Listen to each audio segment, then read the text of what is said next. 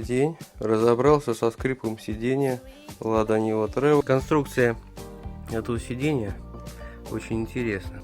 Она состоит из двух частей. Вот эта вот часть боковин и вот эта вот соединены между собой трубкой. Здесь сделано на сварке наглухо. Вот. А здесь сделано, вот если видно на видео, здесь они сделали через направляющую, через проставку металлическую. И вот в этом месте надо смазывать, чтобы сиденье не скрипело. И вот здесь тоже то самое, тоже это больное место. Вот снизу